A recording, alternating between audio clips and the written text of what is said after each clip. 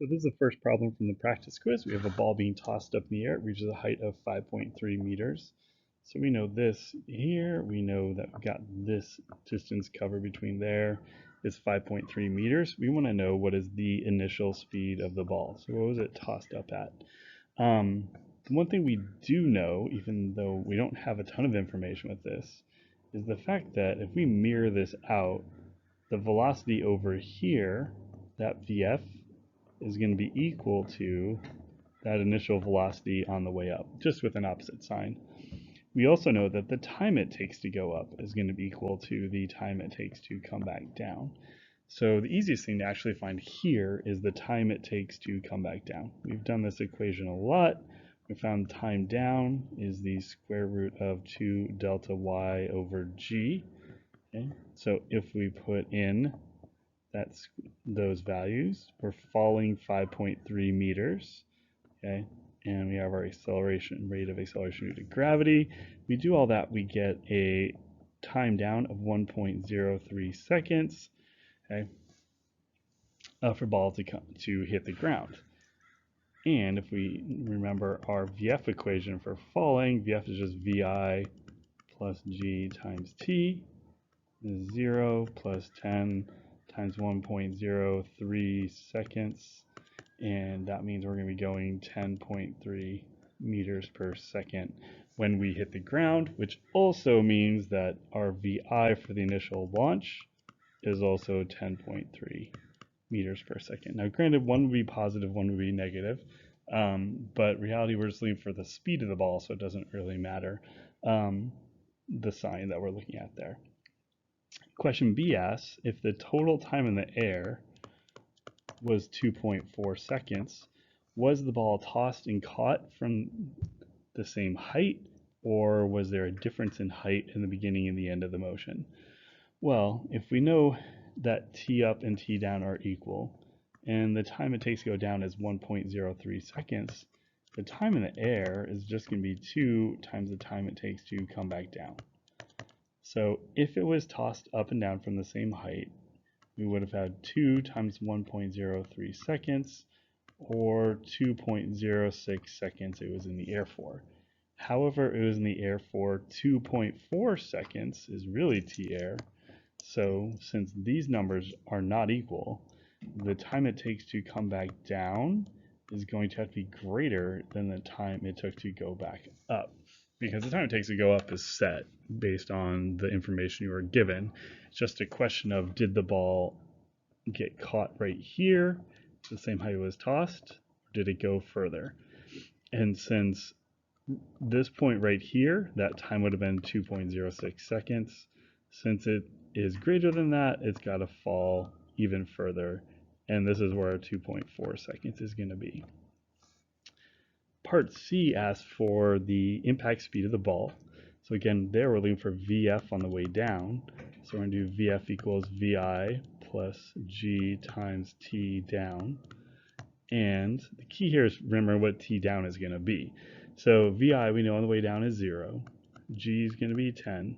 Time down is going to be a little bit tricky here because time down is greater than T up. Got to be more than it. So what is T down? Well, T down is going to be the time in the air minus the time it took to go up.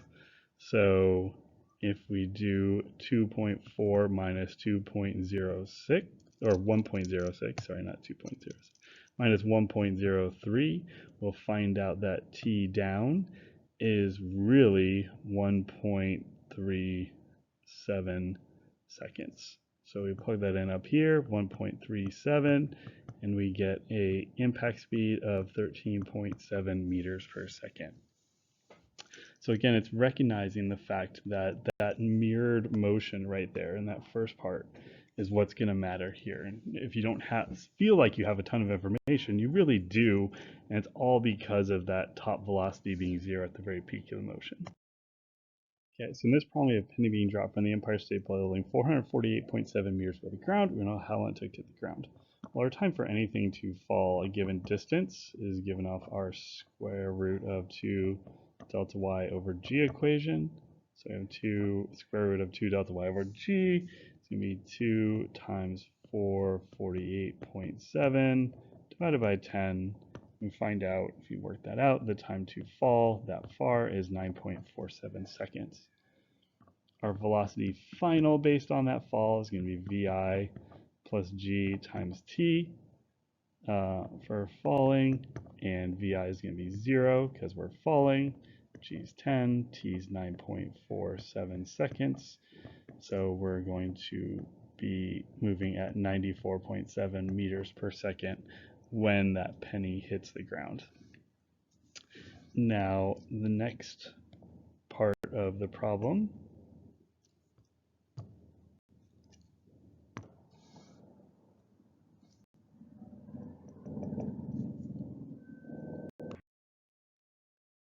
so in this part of the problem, the penny is going to be dropped from the top of the building again.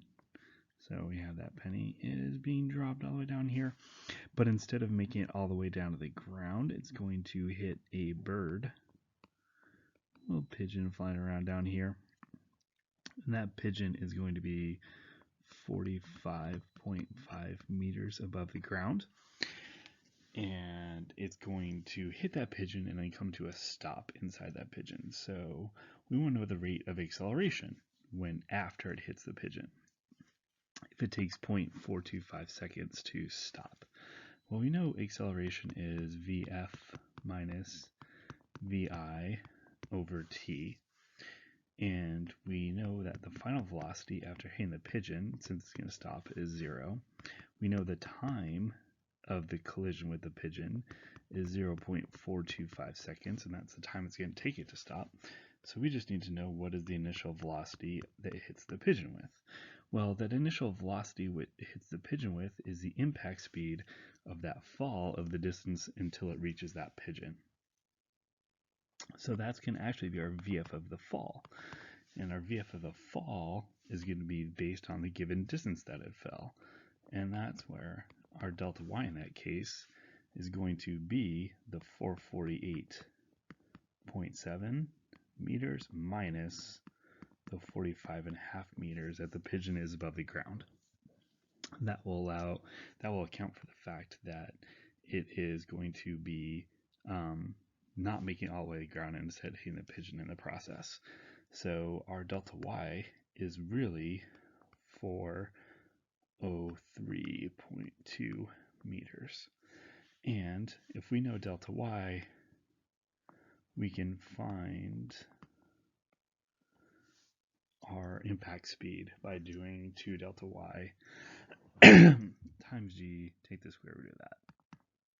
So if we go through and do the square root of 2 times 403.2 times 10, we would end up with a impact speed of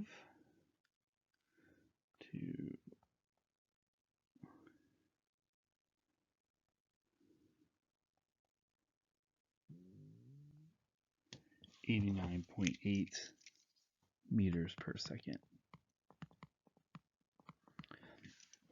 So that becomes our VI now for the first part. So we've transitioned where the final velocity of the fall is now the initial velocity of the slowdown. So if we do 0 minus 89.8 and divide that by 0.425,